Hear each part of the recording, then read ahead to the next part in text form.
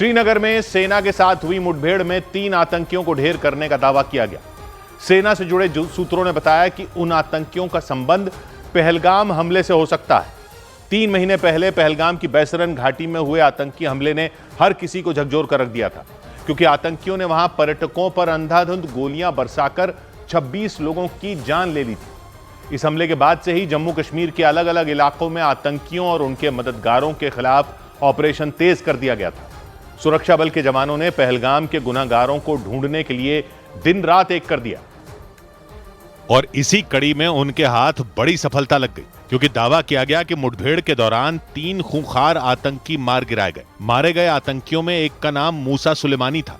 सेना के सूत्रों को शक है कि लश्कर-ए-तैयबा का आतंकी मूसा भी पहलगाम हमले का हिस्सा था। संसद के मॉनसून सत्र में ऑपरेशन सिंदूर पर चर्चा के दौरान बीजेपी सांसद बैजयंत पांडा ने भी आशंका जताई कि मारे गए आतंकियों में एक आतंकी पहलगाम हमले में शामिल था। It appears that at least one of those eliminated today was involved in the Pahalgam attack. अप्रैल महीने की 22 तारीख को आतंकियों ने पहलगाम की बैसरन घाटी में कत्लेआम मचा दिया था। उन्होंने निहत्थे सैलानियों पर गोलियों की बारिश कर दी थी। उस खून खराबे में 26 लोगों की जान चली गई थी। हमले के बाद से ही फरार चल रहे आतंकियों की तलाश बड़े पैमाने पर शुरू कर दी गई थी। इसी बीच श्रीनगर के लिडवास इलाके में घने जंगल में आतंकियों के छिपे होने की जानकारी मिली। इसके बाद सुरक्षा बल ने पूरे इलाके को घेर लिया। वहां कई घंटों तक चली मुठभेड़ के बाद तीनों आतंकियों को ढेर करने का दावा किया गया। और इतना ही नहीं, सुरक्षा बल के जवानों ने आतंकियों के ठिकाने से बड़े पैमाने पर हथियार और गोला बारूद भी बरामद किया। सुरक्षा एजेंसियों से जुड़े सूत्रों ने बताया कि वो आतंकी लंबे वक्त से वहां छिपे हुए थे। दावा किया गया वो इसलिए पकड़े गए क्योंकि कुछ दिन पहले उन्होंने बातचीत के लिए चीन में बने एक रेडियो कम्युनिकेशन सिस्टम का इस्तेमाल किया था और इसी वजह से वो सुरक्षा बल की नजरों में आ गए थे। इसके बाद सुरक्षा बल के जवानों ने पूरे इलाके को घेर कर वहां तलाशी शुरू कर दी थी। सुरक्षा एजेंसियों के सूत्रों के मुताबिक 18 जुलाई को श्रीनगर के लिडवास इलाके में जंगल के अंदर एक रेडियो कम्युनिकेशन सिस्टम एक्टिव हुआ था जो चीन में बना था। रेडियो कम्युनिकेशन सिस्टम वो तकनीक है जिसके जरिए दूर बैठे किसी व्यक्ति से किसी तार या केबल के बिना बातचीत की जा सकती है।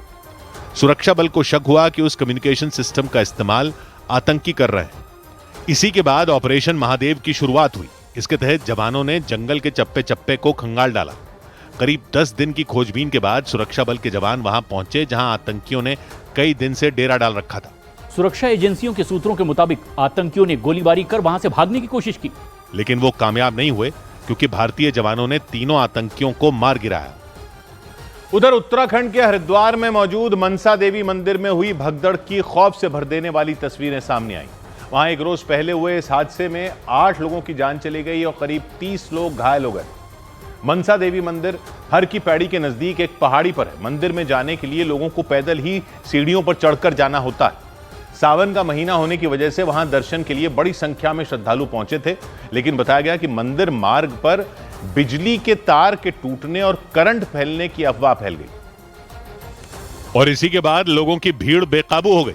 घटना से कुछ देर पहले की डरा देने वाली तस्वीरें सामने आई। उनमें दिखा कि मनसा देवी मंदिर में जाने वाला सीढ़ियों वाला रास्ता लोगों से खचाखच भरा हुआ था। श्रद्धालुओं की ऐसी भीड़ कि वहां पैर रखने की भी जगह न मिले। आगे बढ़ना तक मुश्किल हो गया। इसीलिए कुछ लोगों ने पीछे हटने के लिए चीखना चिल्लाना शुरू कर दिया था। पीछे जाओ, पीछे, अरे पीछे जाओ।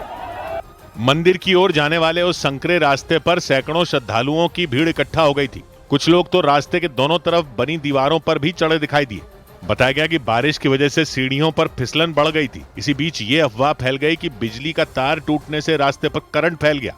इसके बाद तो लोगों ने जान बचाने के लिए ऐसी दौड़ लगाई कि एक दूसरे को रौंदते हुए चले गए। इस दर्दनाक हादसे में 8 लोगों की जान चली गई। घटना के बाद प्रशासन ने एक्शन लेते हुए मनसा देवी मंदिर में जाने वाले रास्ते पर सुरक्षा बढ़ा दी।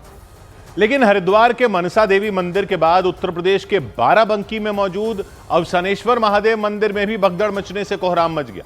इस भयानक हादसे में 2 श्रद्धालुओं की मौत हो गई, जबकि 25 से ज्यादा लोग घायल हो गए। इस घटना पर राज्य के मुख्यमंत्री योगी आदित्यनाथ ने दुख जताया। हादसा रात करीब 2:30 से 3 बजे के बीच हुआ। पुलिस के मुताबिक सावन के तीसरे सोमवार होने की वजह से अवसानेश्वर महादेव मंदिर के बाहर जलाभिषेक के लिए श्रद्धालुओं की लंबी लाइन लगी थी। उसी दौरान मंदिर परिसर में अचानक करंट फैल गया। जिससे श्रद्धालुओं के बीच भगदड़ मच गई और कई लोग एक दूसरे को कुचलते हुए आगे निकल गए। भगदड़ में कई लोग दब गए, जिन्हें कुछ लोग उठाकर ले जाते नजर आए। मंदिर में करंट लगने से 2 लोग जमीन पर गिरकर बेहोश हो गए। इसके बाद वहां मौजूद लोग उन्हें बचाने में जुट गए। कोई सीने को हाथों से दबाने में जुटा तो कोई बेहोश पड़े आदमी के हाथ पैर मलने लग गया। कुछ देर तक उन्हें बचाने की कोशिश की गई, लेकिन उनकी जान नहीं बचाई जा सकी। पुलिस के मुताबिक अवसानेश्वर महादेव मंदिर में भगदड़ तब मची जब सावन के तीसरे सोमवार पर जलाभिषेक के लिए वहां श्रद्धालुओं की भारी भीड़ जुट गई। दावा किया गया कि मंदिर के बाहर टिन शेड के नीचे करीब 3000 श्रद्धालु मौजूद थे।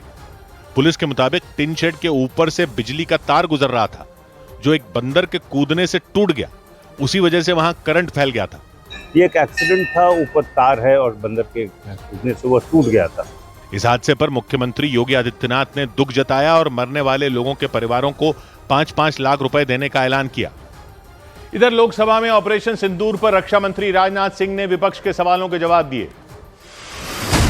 संसद के मॉनसून सत्र के दौरान ऑपरेशन सिंदूर पर लोकसभा में रक्षा मंत्री राजनाथ सिंह ने बहस की शुरुआत की। इस दौरान उन्होंने सदन को सेना के ऑपरेशन के बारे में जानकारी दी। ऑपरेशन सिंदूर प्रारंभ करने का मकसद था, अध्यक्ष महोदय, उन टेरर नर्सरीज को खत्म कर देना जिन्हें पाकिस्तान ने बरसों से पाला पोसा था। लोकसभा में ऑपरेशन सिंदूर पर चर्चा के दौरान विपक्ष की तरफ से तीखे हमले किए गए। कांग्रेस सांसद गौरव गोगोई ने सीज फायर को लेकर सवाल किया। अगर पाकिस्तान वाकई में अपने घुटने टिकने के लिए तैयार था तो आपने क्यों रुका, आप क्यों रुके और किसके सामने आप झुके, किसके सामने आपने सरेंडर किया?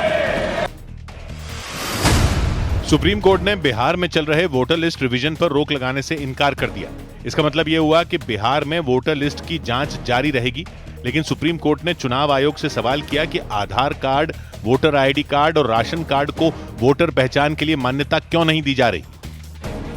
उधर उत्तर प्रदेश के बरेली में उस वक्त अफरा तफरी मच गई जब वहां एक बेकाबू कार एक होटल के शीशे के दरवाजे को तोड़ते हुए अंदर घुस गई। इस घटना में होटल के दरवाजे के पास खड़े कुछ लोग कार की चपेट में आने से बाल बाल बच गए। जो कार होटल में घुसी उसे एक महिला वकील चला रही थी। वो महिला अपने डॉक्टर पति के साथ होटल में डिनर पर आई थी। डिनर के बाद घर जाने के लिए दोनों लोग होटल से बाहर निकले और अपनी कार में बैठ गए। और जैसे ही महिला ने एक्सेलरेटर दबाया, वो कार बेकाबू हो गई और शीशे के दरवाजे को तोड़ते हुए होटल के रिसेप्शन पर पहुंच गई। दावा किया गया कि कार रिवर्स गियर में थी, जिससे यह हादसा हुआ। घटना के बाद वहां अफरा तफरी मच गई। वहां खड़े लोग जान बचाने के लिए भाग खड़े हुए। 2 लोग तो कार की चपेट में आते आते बचे। घटना 25 जुलाई को बरेली के बारादरी थाना इलाके में मौजूद एक होटल के बाहर हुई।